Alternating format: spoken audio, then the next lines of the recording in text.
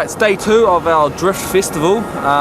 We've currently stopped off at Autobacks to pick up some new tyres for the drift car, the mighty A86. Just cost me 20,000 yen for 2 tyres, pretty expensive. Which is equivalent to 260 bucks. So, 60 bucks. Yeah, pretty incredible. But I'm pretty sure we're going to get that, at least that amount of value out of the day's antics. Definitely, definitely. I'm looking forward to it today actually. The weather's a bit hotter, nice, and yeah, the mountains are looking pretty good from here.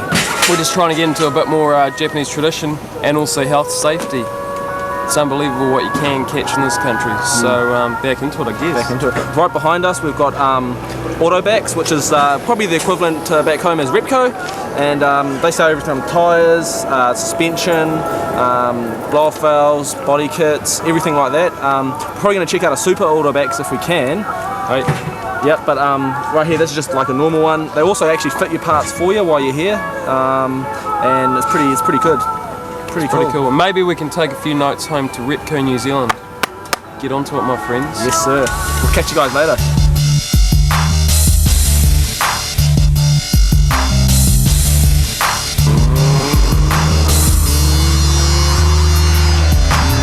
Day 2 at the Drift Missouri Festival in Ebisu. We're right here at the Pro Track. Bought brand new tyres for Josh Young's A86. We're going to chuck them on this afternoon. Now, earlier on, he was saying, it's about lunchtime now, he was saying these tyres here, they've been fitted up since 8 o'clock this morning. He's been going flat stick the whole day. We're going to have a whole heap of fun this afternoon. And of course, I've got expert tyre changing skills, and hopefully I should be able to get them on there. Don't know about my balancing though.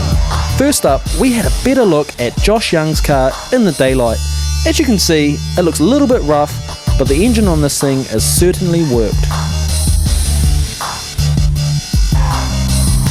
So guys, time has come. I'm about to drive the Ebisu Pro Circuit. I'm pumped, I'm psyched. I was just saying to the guys earlier, this would potentially be the pinnacle of my career. Experiencing it in Japan, unbelievable. I've been to the States, I've competed in Australia and also New Zealand. So this is the next step. I'm just going to make my mark, put my tag on the car, and then we're out there.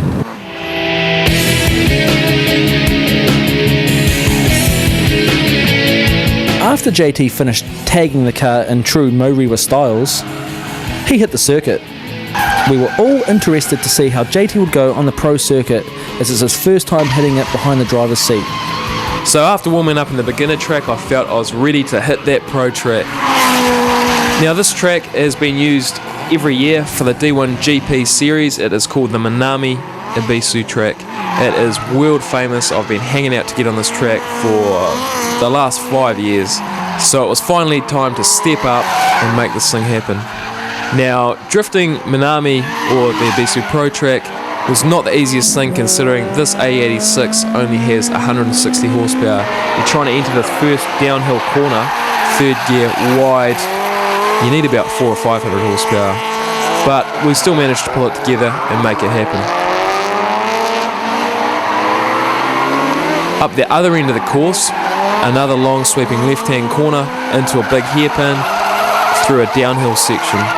So all in all, this track is definitely, if not the best track I've ever driven, with so much technical parts. Surprisingly, I managed to make the car work, even though I was working my ass off fighting the car the whole time to try and pull it together without crashing, hitting the wall or going off the far bank, which drops down about 400 metres. It would just be awesome to come back here sometime with my own car to see if we can make this thing work any better, and without the fear of crashing or riding off someone else's car.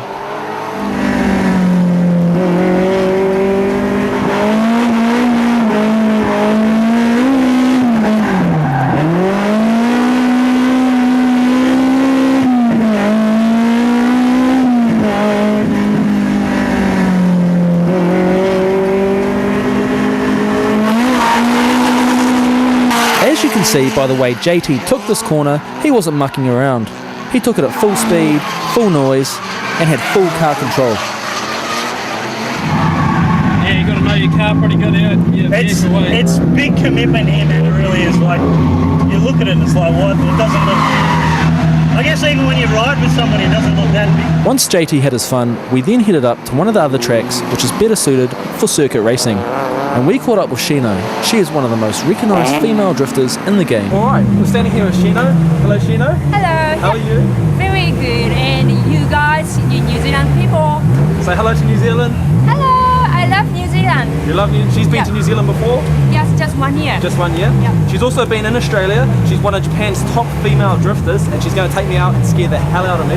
Here I'm we not go. one of the best passengers in the world, but as I said before, I'm all for women's rights.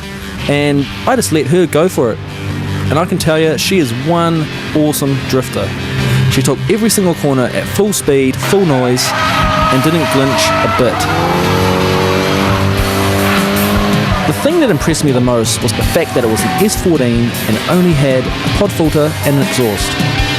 Yet she was driving it like she'd stole it. Check this shot out. It was only about 4 times that I thought we were going to die, which is not bad. Rumour has it that Shino went down to Australia, competed in a Queensland event and won it against top drifters, including men, and took the trophy home back to Japan. And I can see why.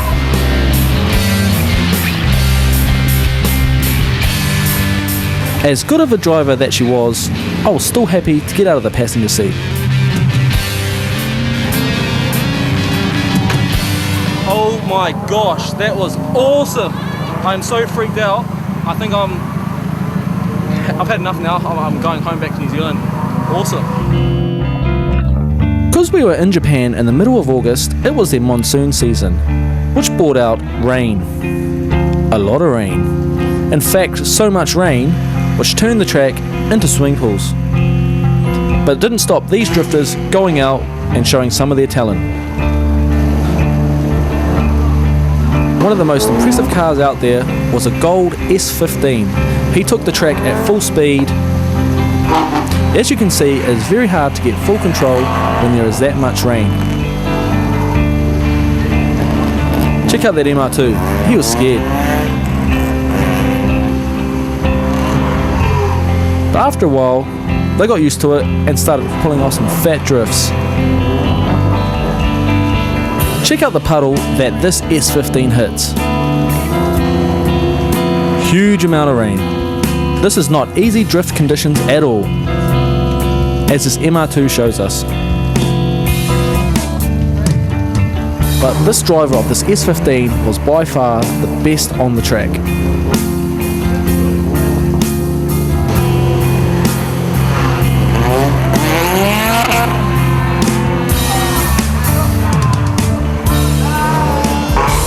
It's all fun and games until the Screen 180SX hits the wall and he dies. Well, he lives, but he could have died. He's fine.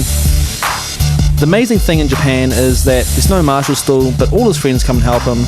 They push the car back over and just tow it back, like nothing had happened. I think this 180 is going to end up in that graveyard we saw earlier on, and I'm going to rack its intercooler.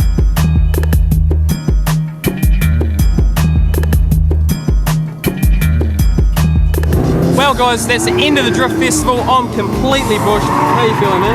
I'm absolutely stuffed, mate. Like, shattered. This thing was off the hook. Like, night drifting, street drifting, it was just awesome. 2 in the morning, 8 in the morning, 4 in the afternoon. 4 in the afternoon. We're out of here. I hope you guys enjoyed it as much as we did. Stay tuned.